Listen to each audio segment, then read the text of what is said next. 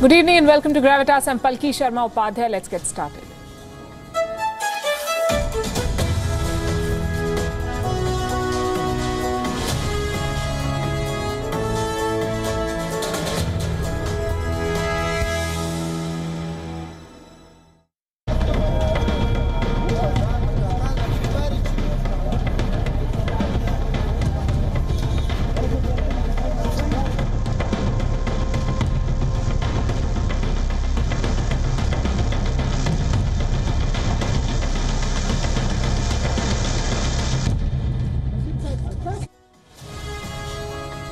Kabul is the very picture of chaos. Two explosions fear to be suicide attacks rocked the Kabul airport today.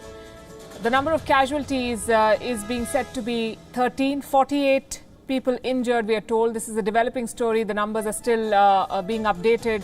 But such an attack was feared, we can tell you. There were warnings from US and its allies on a possible suicide/terror attack at the Kabul airport. Remember, we're talking about a place where tens of thousands of people have gathered, all waiting to get out of Afghanistan. And now the worst fears have come true, adding to the horror and uncertainty in Afghanistan. It's not clear how this will impact the evacuation process. Some reports say that the ISIS Khorasan has taken responsibility. We're tracking all developments from Kabul, Washington, London and New Delhi. And we'll take you to our correspondents in all these cities. This is the breaking news that we've been getting you here on WION. We begin as always with Gravitas Global Headlines. Chancellor Angela Merkel says Germany will try to evacuate Afghans beyond the US set deadline for August 31st. Meanwhile, a report says the Taliban searched the vehicle of a United Nations staff member and beat him up. US President Joe Biden is set to meet Israeli Prime Minister Naftali Bennett to reset US-Israeli ties and find common ground on the topic of Iran. The two sides have differences on how to deal with Iran's nuclear program. The meeting comes amid the US's chaotic withdrawal from Afghanistan. At least 36 people killed and multiple buildings destroyed in Nigeria by gunmen in a night raid on a village near the city of Jos, in an area hit by repeated ethnic clashes. A new UK-based study finds that the protection against COVID-19 after 2 doses of either the Pfizer or AstraZeneca vaccine begins to fade within 6 months. The study underscores the need for booster shots to fight the infection. The United Nations says that Madagascar is on the brink of experiencing the world's first climate change famine, with tens of thousands forced to eat insects for survival. Madagascar has been devastated by the worst drought in 4 decades. A new report states that China's Belt and Road Initiative, or BRI, is causing environmental degradation in South Asia. South Asia is among the main regions likely to be hit severely by climate change, and China's BRI will exacerbate these trends, says the report. Japan suspends the use of 1.63 million doses of Moderna's COVID-19 vaccine after reports of contamination in some vials. The Spanish company Rovi, which bottles the jabs outside of the United States, says that an investigation is underway into the possible contamination. At least 20 people have died in the Venezuelan state of Mérida as the region witnessed heavy rains which led to mudslides and caused rivers to overflow. President Nicolas Maduro says that more than 8,000 homes has been destroyed. US Open organizers have announced that capacity crowds will be permitted to attend the Grand Slam from Monday. COVID restrictions have been significantly eased for this year's tournament, even though the US continues to record 150,000 daily cases. Fans will not need to be vaccinated or provide proof of a recent negative test, and they will not be mandated to wear masks either. Players are also free to roam around New York City and mingle, although they will be tested every 4 days. Bayern Munich have scored 12 goals past 5th Division side Bremer SV to storm into the second round of the German Cup. Despite resting several first-choice stars, Bayern ran riot with 5 goals in the first half, including a hat-trick from Eric Maxim Choupo-Moting. 18-year-old Jamal Musiala netted twice, while Bayern also scored 4 goals in the last 10 minutes to register their biggest win since 1997.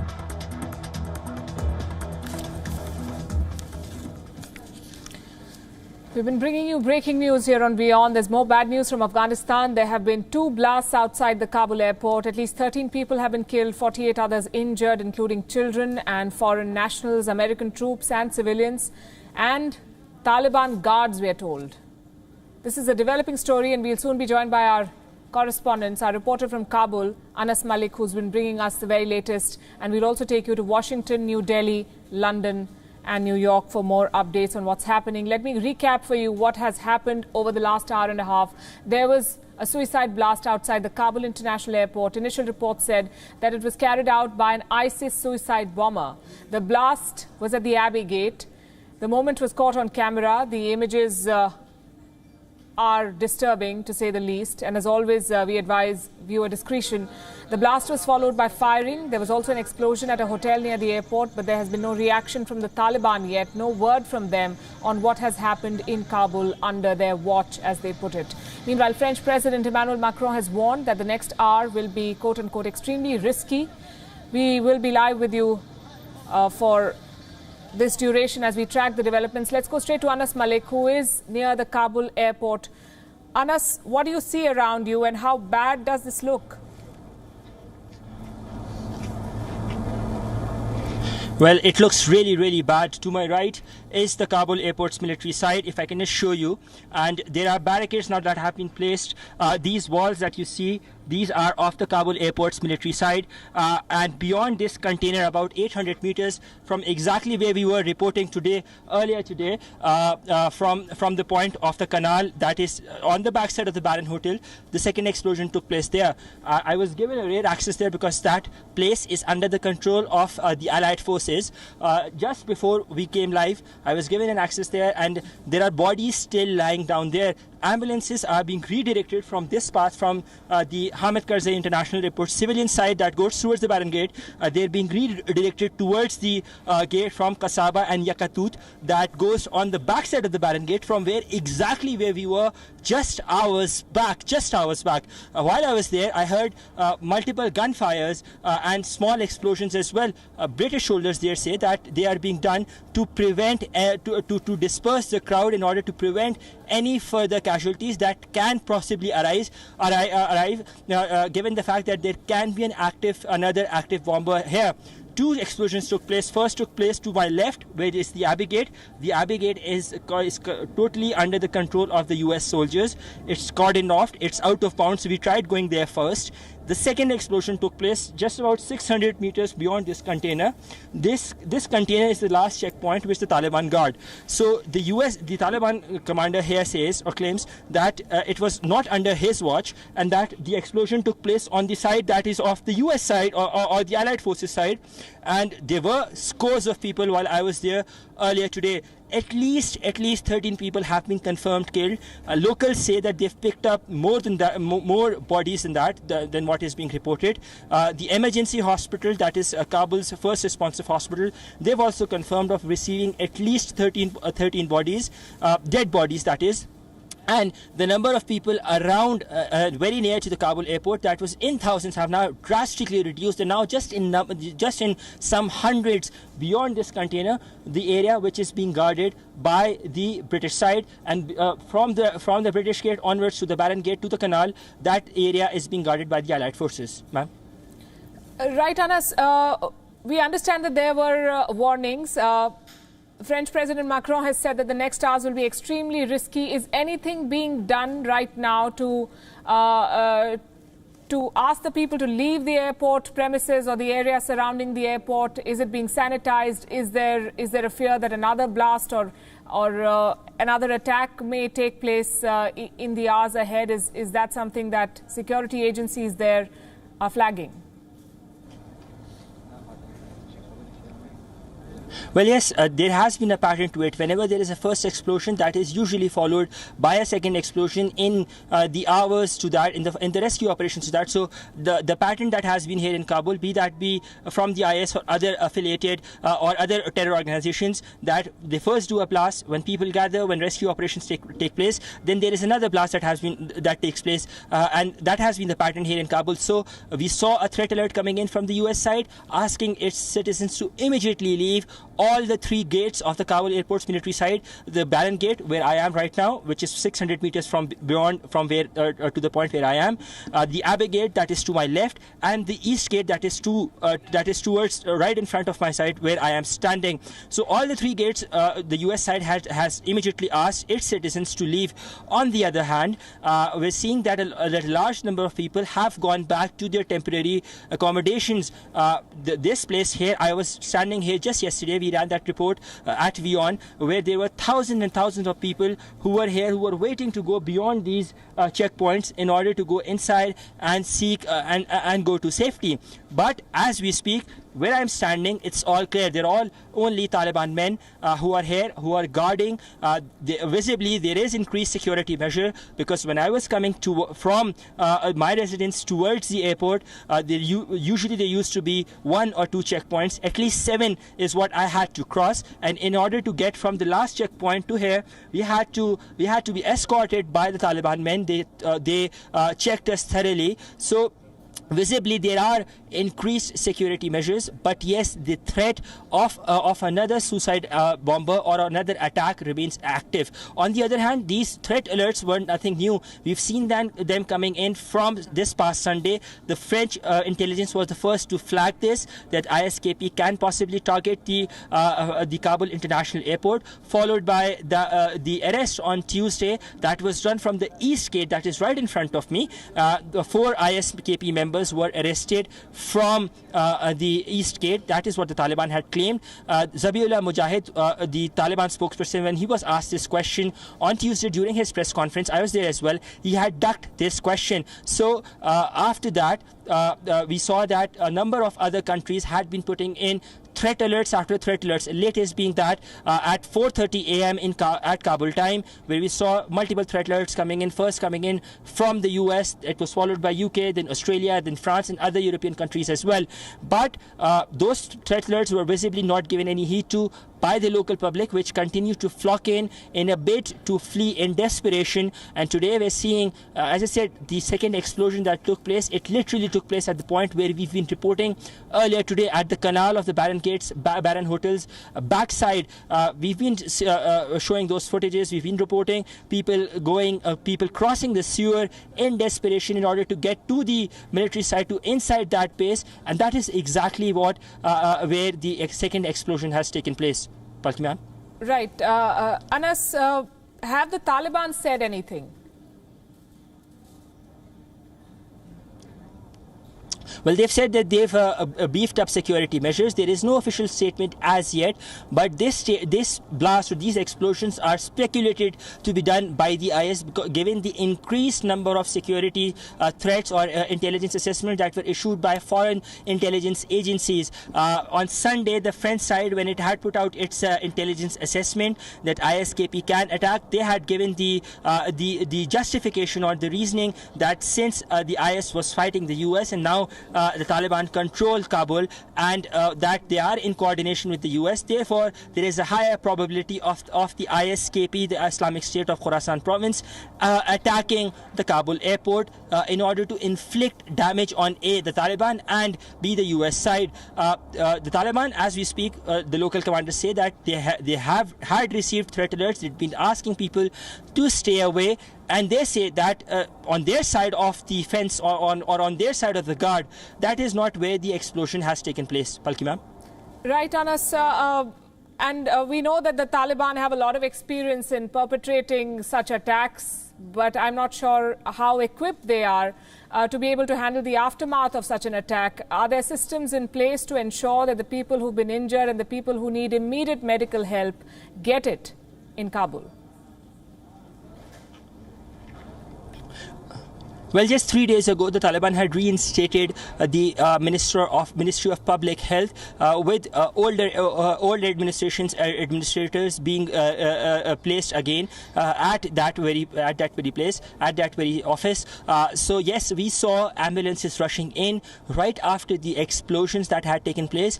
While I was walking over here, there were ambulances and in fact bomb disposal squads as well that were present here, and they were being rerouted because this place where I'm standing, it has been closed now, it has been barricaded, therefore there is no way inside.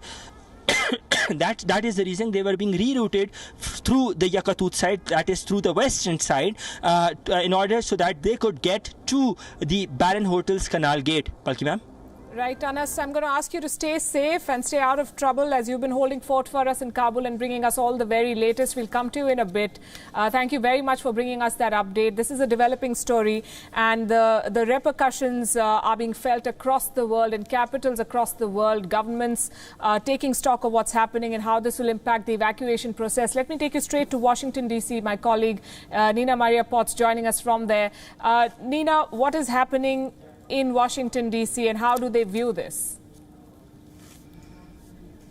Well, it was very sobering hearing your correspondent direct from Kabul International Airport. Here in Washington, we know that President Joe Biden is still in the Situation Room. He was due to meet the Israeli Prime Minister. We were expecting to hear something from President Biden just earlier this hour, but no sign of that yet. So clearly bedded down in the Situation Room. No one in the administration here will be surprised by this attack. The administration has been warning that this would be possibility that this might happen. They've been very concerned about this attack. It's worth probably saying, and I'll give you a couple of updates, that there is absolute chaos in terms of the State Department trying to coordinate messages to Afghans who work for the Americans in Afghanistan, warning U.S. networks not to independently reach out because they need to try and coordinate the messaging. Part of the message sent by the State Department to Capitol Hill today said, all staff, this is to lawmakers, so not networks, but lawmakers, all staff engaging in this type of uncoordinated messaging to people on the ground must cease due to the security information. There's also pressure building among senior Democrats not to stop the evacuations. We heard from a senior Democrat, the chair of the Senate Intelligence Committee, Senator Mark Warner, saying we must do everything we can to stabilize the situation outside the airport so that we can resume evacuations of American citizens, SIVs, and the Afghans most in danger as soon as possible.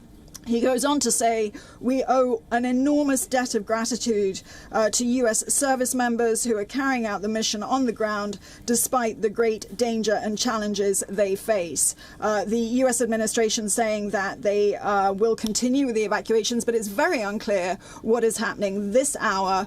We've yet to hear from the president himself.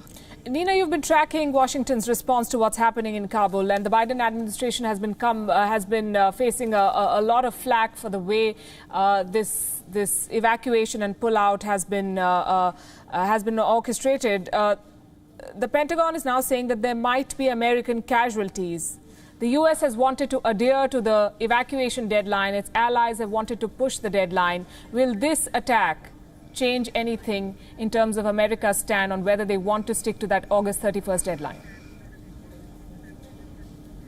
I think it will do, and it makes it incredibly difficult if U.S. service members have been killed for President Biden. It'll be incredibly difficult for him politically now that Americans have been attacked. If you think about it, the very reason that America went into Afghanistan 20 years ago in the wake of the 9/11 attacks was to make sure that Afghanistan never became a safe haven for terrorists again. And the fact that American troops have been attacked and some obviously killed or wounded makes it incredibly difficult for President Biden to maintain the line that this deadline was, planned, and that this was, the calculation, because now he's facing a situation that, whatever the costs, there are now costs, and there are costs to American lives. So it may well change the calculation and make the next few days incredibly difficult for this administration to maintain its current position.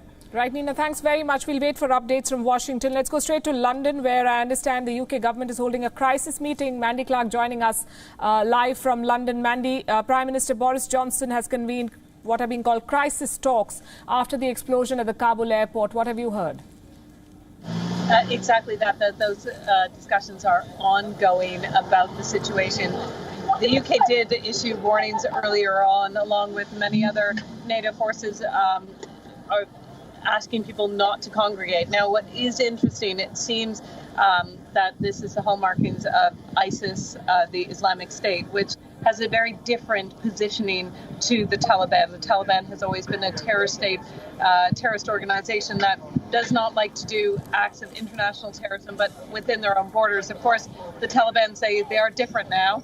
They will be ruling. So, and they've also put out on a tweet that they do not accept acts of terror happening within their borders. So very much the Taliban is distancing themselves from this attack, and it would appear that it has more of the hallmarks of ISIS. Of course, we don't know exactly who is behind it, but it doesn't make sense in many ways that it would be Taliban motivated, because at the moment they're very much trying to appear like they have changed Taliban that is ready to rule the entire population. So there's great discussion here about who is behind it and who also led those initial warnings for the attack. But of course, what the UK is focused on now is if there is any UK casualties. The number, as you know, have been changing rapidly, but it does seem like there are international troops who have been caught up in those explosions. And this area, as our correspondent Anas Malik said, was being watched by the British forces, Mandy. Do we have an assessment of how many British citizens or people with British passports and visas are yet to be evacuated from Afghanistan? And is the UK government going to push for an extension of the deadline in the wake of the way things have panned out today? Well, they've already pushed Joe Biden, who really it's dependent on the U.S. willingness to hold the Kabul airport. I imagine they will once again push again. It's around 6,000 Afghan support staff and also British citizens, those who carry British passports, who remain in the country that have yet to be evacuated. They very much, the UK has publicly asked for that extension, but they need the U.S. backing for that to happen. They can't hold Kabul by themselves. So it is very likely they will come back, especially if there's wounded international troops, to push on that deadline. That will be in the forefront of the politicians, and we will have to see if that extension happens or not. Andy Clark, thanks for that update. Siddhant Sibal, you've been tracking what the government of India is doing, their response, their evacuation mission. You've also interacted with the Afghans who've been brought to New Delhi on special planes. How do you think will India view this turn of events? Well, India's biggest priority is the evacuation. In fact, today the Indian External Affairs Minister had briefed the Indian MPs. Rarely there is an all-party meeting in India on any foreign issue, and this is perhaps one rare occasion where the Indian External Affairs Minister briefed the Indian MPs about the situation. And after the meeting lasted for almost 3.5 hours.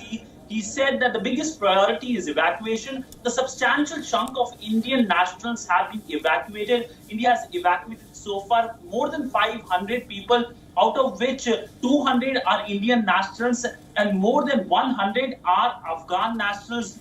Most of them, the minorities, Sikh and Hindus. But the big worry for India is the Indians still left on the ground and also Afghan minorities who wanted to come to India. Interestingly, today, Taliban stopped a group of over 100 Afghan Hindus and Sikhs, they were stopped from entering the airport primarily because 2 days ago, Zabiullah Mujahid in the briefing said that no Afghan will be allowed to go outside the country. So with this blast happening just a short while ago, the entire operation of evacuation will be more complex for India, more challenging for India.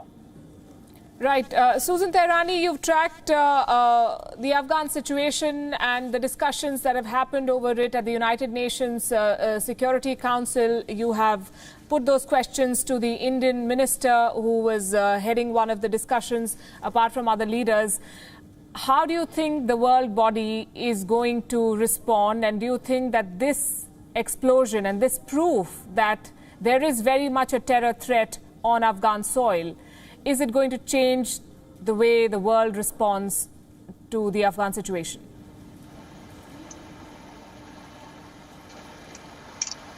You know, the biannual report from the Secretary General 2 weeks ago, which right now seems like a lifetime ago before all of these developments happened, came out and said that there are ISIS-Khorasan forces and people in and around Kabul that the international community must be aware of. At that time, it was between 500 to 1,000. By the time the United Nations Security Council held the meeting with the top Indian official S. Jaishankar, India's external affairs minister, who he was the first person to raise concern about a week ago for the terrorist meeting that he spearheaded, by that time, which was about a week apart, there was between 5,000 to 10,000 of ISIS Khorasan individuals and terror individuals in and around Kabul. So this has been a very serious threat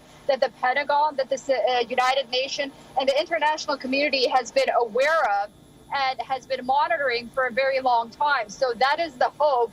And it's unfortunate that the situation like this had to develop for this attention to be drawn, but we're definitely going to see more attention coming out of the United Nations. But I think more importantly right now is the rhetoric and the tone that's going to come out of the White House is going to be very important, that it's not going to really cut it for the American people and the international community for the Biden administration to come out and have the same tone that it had before. We're really going to have to expect a very stronger tone moving forward after this event. It was really before this terrorist attack and then post this terrorist attack. Thanks very much, Siddhant. Before I let you go, I want to ask you one more question. Is this going... Right, I'm told that we will try and get to Siddhant in just a bit. As we track the situation on the ground, we are also speaking to experts. Joining us from Geneva, Switzerland is Tariq Farhadi. He's a former Afghan government advisor. And with us from London is Joel Whittaker. He is a security consultant. Thank you both for joining us. Tariq Farhadi, let me start with you. You've been an advisor to the Afghan government. I'm sure it pains your heart to see what's happening in your country and the kind of turns that things have taken. How do you assess the situation at the moment, and do you think that there are enough mechanisms in place to deal with the medical emergency that this has created? Greetings. Yes, it's a painful moment because from what we have heard that there is up to 60 wounded, and I'm sure in a situation like this there are fatalities as well, unfortunately. Yes, there is medical emergency units there. First of all, the foreign forces which are at the airport are well equipped for themselves with medical emergency teams, and there are hospitals which unfortunately are used in Kabul to with this kind of events. We haven't had an event like this for a while in Kabul, especially since the Taliban took over. But now these last days of the foreign personnel evacuation and interpreters evacuation and foreign nationals evacuation obviously has been a target for the people who want to perpetrate these kinds of attacks. Joel Whittaker, We know that the situation at the Kabul airport was already very chaotic. It was beyond the control of all the forces that were deployed there, including what are being now called the Taliban guards. Now, we also know that various governments issued advisories and warnings. Could they have done more to ensure that people are not gathered in such large numbers in a place which is proving to be a sitting duck for a terror attack? Yeah, I mean, you could argue that they could have cleared around the airport if they'd have taken the threat quite seriously. So, I mean, you could argue that perhaps all those people who were at the gates of the airport when the explosion went off, when the gunfire, you know, when they were firing the guns, that perhaps they could have been cleared. But you know, in situations like this, where you've got these rare situations where you've got mass evacuation of people, you know, it's very confusing, and communications always are key at times of crisis. And I'm sure that we'll have seen a breakdown in communications between intelligence services, government security services, and the Taliban. And also it's a matter of trust. And so perhaps, you know, the Taliban might not have trusted what they were told by security services on the ground, so perhaps they didn't see the imperative of clearing around the airport. However, to be fair, to put it from the other perspective, the Taliban have been trying to keep families back, and they have told families to stop going to the airport, you know, to stop crowding those gates. But yeah, certainly that whole area should have been cleared days ago. You know, this threat is not new. If it is indeed ISK that conducted the attack in Kabul, this is not the first attack this year. You know, they conducted numerous attacks in Kabul and across Afghanistan. So it was very likely they would do so again. And in fact, it's quite possible it was ISK who conducted the attack today, although that's yet to be confirmed, I believe. So even without solid intelligence on the ground, it was very likely that they would conduct an attack at the airport where there was lots and lots of people. And at any rate, within the last 2 days, there's been some really good intelligence disseminated around the security community, and it's obviously been reported on widely too, to suggest that there will be an attack aimed at the civilians outside the airport. And so with all those facts in place, you know, absolutely, back to your original point, that airport perimeter should absolutely have been cleared of innocent civilians. Tariq Farhadi, a couple of days back, the World Health Organization said that $500 million worth of medical supplies are stuck at the airport because of the blockades in place, and they can't reach essential supplies to the people of Afghanistan. I keep asking this question as to whether there are systems and mechanisms in place to deal with the increasing number of injured. The Taliban have not said very much. They say that they're in charge of what they call an emirate. Do you think that they are in a position to handle the aftermath of blasts like these? So the airport is militarized, and that's one of the complaints of the WHO, as you mentioned, is that the priority is given to military flights coming and going, and even when supplies have come into Kabul, it's difficult to open the gates for civilian use and the transit of those supplies to the hospitals. But the hospitals are used, unfortunately, to these kinds of attacks in Afghanistan. Taliban or not Taliban, the doctors, the hospitals are there, and they will do what they can with the injured here. As I mentioned, there's also mobile medical facilities inside the airport with the foreign forces, and they might take care of some of the wounded. This is a very difficult situation. Outside the airport, people are coming with luggage, unchecked luggage. Nobody knows who can have a vest, who can have they can have the vest inside the luggage and just put it on at the last minute. It was the worst case scenario for doing any types of security check.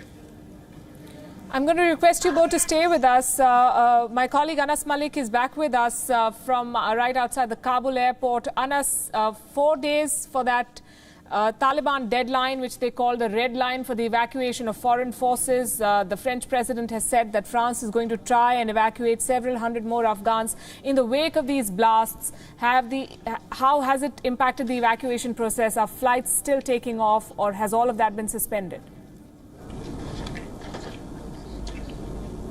Well, it's been about an hour since I've been here, and I've only seen 2 C-130s taking off. Not sure if they had people in it or whether it had cargo in it. So it is unclear whether these are evacuation flights or just cargo flights, because most of the people who have been going are in these similar aircrafts. So that is the reason. But visibly, yes, the evacuation process has taken a hit, because where I was before the live, beyond this container, there were thousands of people here yesterday where I am standing, and beyond this container, there are only a few hundreds, not more than 300 people who are there. So visibly, the evacuation has taken a hit, and with increased security measures. Palki ma'am? Right. Anas, as you track the situation there, I want to quickly go back to Joel Whitaker. And Joel, I want to ask you, how do you think, what kind of a security situation the Americans are dealing with as they want to stick to the August 31st deadline? Do you think that they can still push with that, given the fact that there might be American casualties here? And what kind of numbers are we talking about?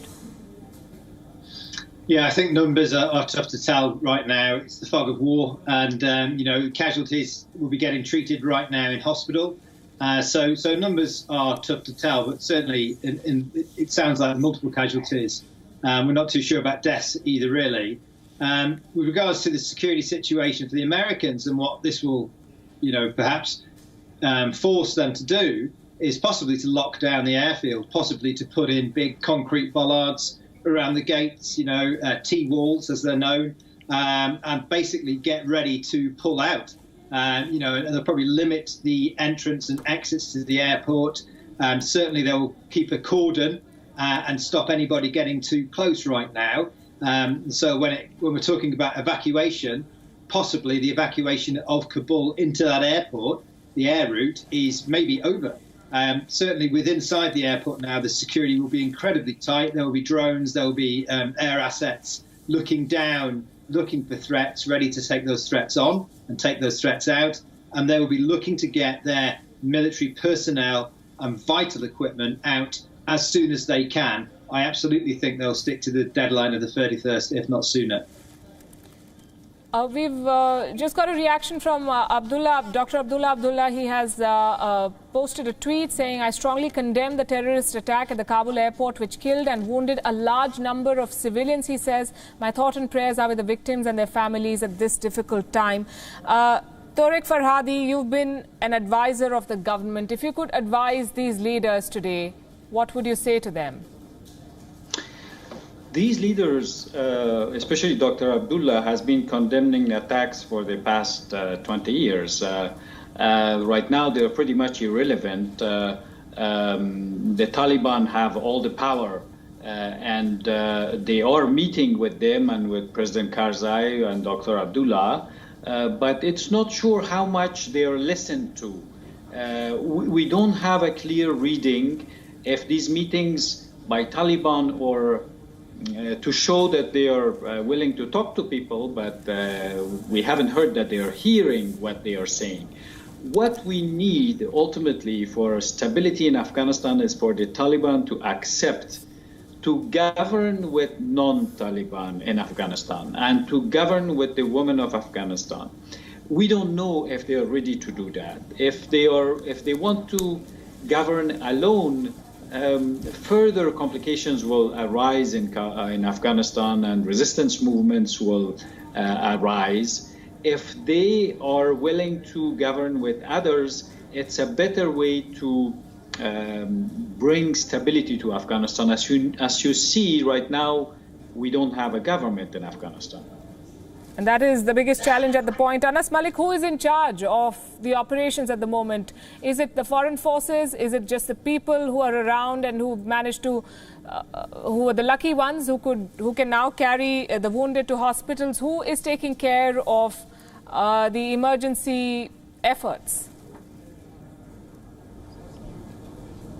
Well, the first responders were the Taliban men stationed outside this checkpost. They were the first responders. This is what has been confirmed by the foreign forces. And they were the ones who had called in ambulances from the Ministry of Public Health, because as I mentioned earlier, just 3 days back, the previous administrator, that from the Ghani regime or from the Ghani government, was reinstated by the Afghan Taliban or at MOPH or the Ministry of Public Health, as we say it. So the first responders were indeed the Taliban men who were standing here at this checkpoint, and then after that we saw ambulances coming in from foreign forces, from associated hospitals that are being ran by international missions or under the funding of international missions. As we speak, it's a mix of who's in charge. The Taliban are in charge as well, and so are the foreign forces who are conducting the operations on the other side. Palki ma'am? Let me also tell our viewers the significance of these target sites. They're all strategically located where the attacks took place and were being used for evacuation purposes. The Baron Hotel was operating as a center for processing Afghans who are hoping to be evacuated. The hotel was being used primarily by British officials, with a private American company looking after its security. The hotel is also situated near Camp Sullivan, which is a housing facility for the local guard force that provides protection to all American facilities in Kabul. Then we have Abbey Gate, where the second blast happened. It is an entrance to the Kabul airport controlled by British troops, but it is only accessible via Taliban checkpoints. Joel Whitaker, very, very strategic targeting of two particular sites where they knew that a lot of people would be gathered to try and make their way out of Kabul.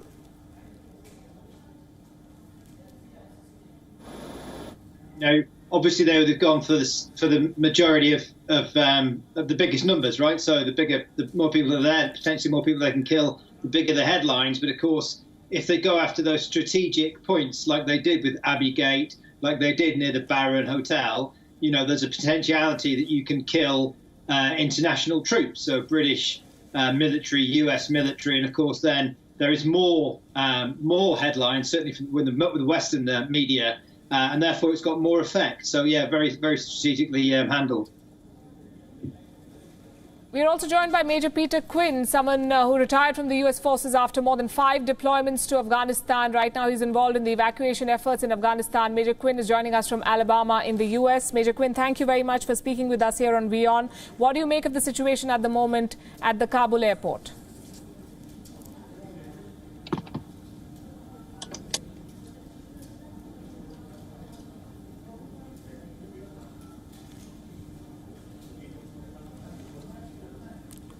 We'll try and reconnect with him. Anas, we were talking about the significance of the sites that have been targeted.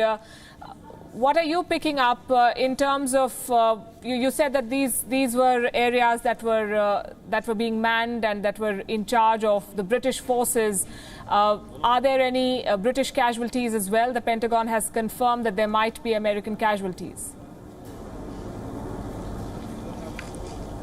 Well, there are at least 3 U.S. soldiers who are injured. That's what I can confirm, having spoken to local sources, having spoken to local Western sources. In the first blast that took place outside the Abbey Gate, that is towards my left.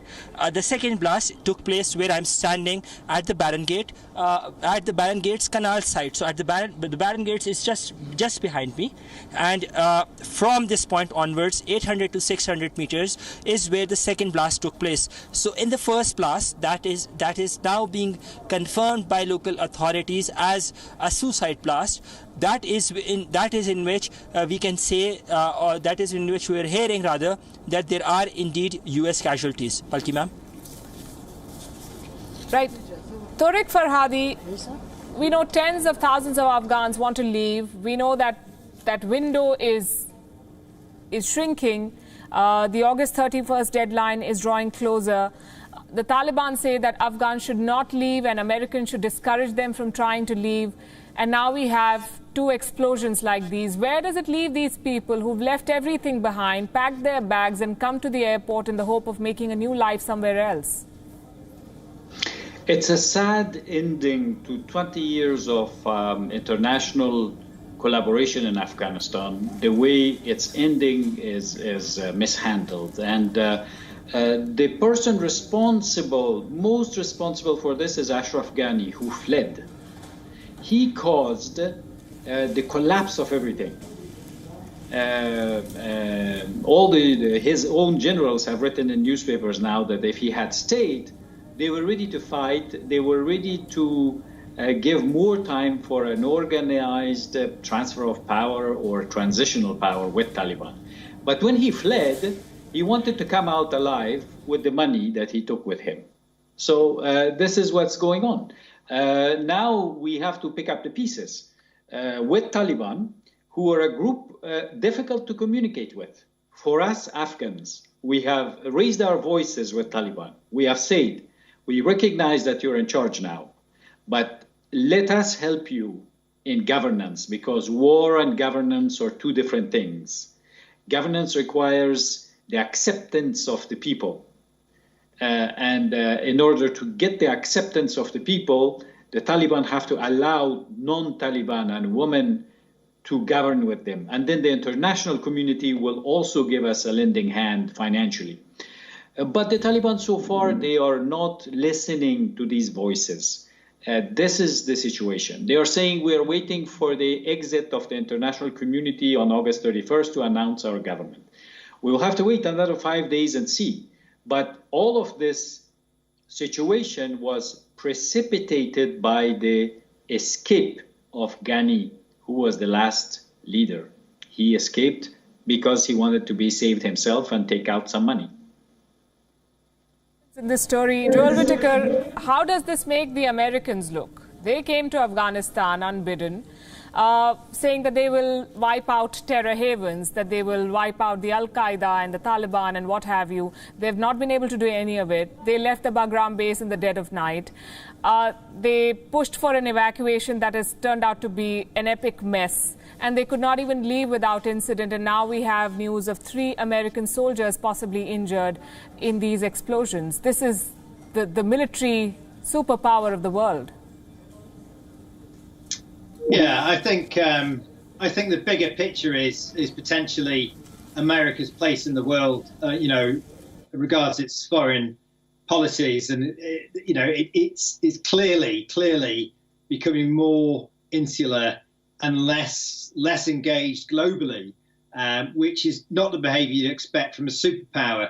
In the defense of the US and many other military forces that are on the ground in Afghanistan for the last 20 years, they did help push out democracy, across Afghanistan, which many people liked. The reason why you're seeing lots of people trying to exit Kabul right now and many other parts of Afghanistan that are not necessarily widely reported on is because they liked living perhaps more freely. So you could argue that in that respect, for the last 20 years, they did enjoy some success in what their foreign policy agenda was. But clearly right now that is on the wane. Clearly America is looking inward rather than outward. And, where these vacuums appear, they also get filled quite quickly. And so we could expect, I'm sure, China perhaps to start to fill in the gap that America has left in Afghanistan. Right. I'm told Major Quinn is with us. He's had more than 5 deployments to Afghanistan. He's now involved in the evacuation efforts in Afghanistan. Major Quinn, how do you see this evolving situation at the Kabul airport and what it means, according to you, for the evacuation process? Well, it's no secret. It's been documented in the press that Haqqani Network has established the cordon over that quarter-mile terrain around the airport. How well the senior Taliban leadership controls the 12 factions within the Taliban, that's really up in the air. But this is potentially a signal to the White House in the United States that that the Taliban means business. They're not kidding around. Get out on the 31st. They could have orchestrated a more complex attack. They didn't. I know it's on a humanity side of the house. It's a very tragic situation. It's very upsetting to anyone who cares about life. But on a tactical, sterile level, it's a calculated message. Whom? The Taliban? Correct. Well, there are reports that the ISIS Khorasan may have been behind this attack. Do you believe that? I think anything's possible, but it's always important not to believe the first reporting. That's a good tip, to not believe. We are getting all kinds of inputs and information, and the images are truly heartbreaking. A lot of those images we've decided not to put on television because we can see a pile of bodies and it doesn't look good at all. What do you think this means for the evacuation process and for the deadline that America has set, not just for itself, but the rest of the world as well, August 31st? I have full trust and confidence in Major General Chris Donahue. He has firm control of the airfield, and the retrograde will continue on scheduled without delay, but it will also continue on time, I believe. I've seen this man in action. He's a great American, and he'll do the right thing. And, you know, you brought up a good point regarding ISIS. And we got to remember within the factions of Taliban, ISIS, and Al-Qaeda, there are those who want a Khorasan, that Sunni panism that stretches from Pakistan to Iran. And yet the senior Taliban leadership, they may have been a bit embarrassed in realizing they rushed on Kabul so soon. They were probably surprised that they took it so quickly.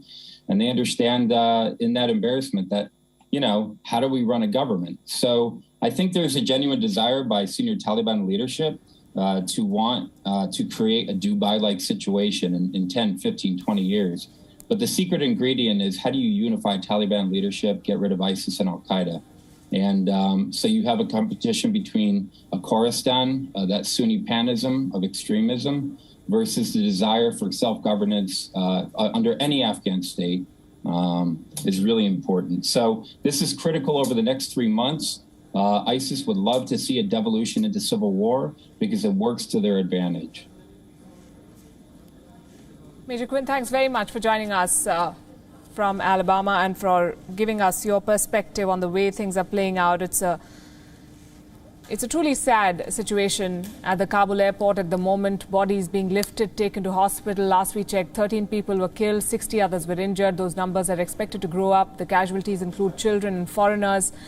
I'm going to wrap this as we continue tracking this developing story on WION. I'm going to wrap this episode of Gravitas with a few questions. What does this attack mean for the evacuation? What does it mean for the Taliban and their ability to run a country that they have taken by force? Do they have it in them to ensure that the people who've been injured get some sort of help? And what will it mean for the Americans? What will the White House do in the wake of yet another attack that has once again targeted American Marines, American citizens? That's something that we'll have to wait and see. Thanks very much for watching. Stay with WION.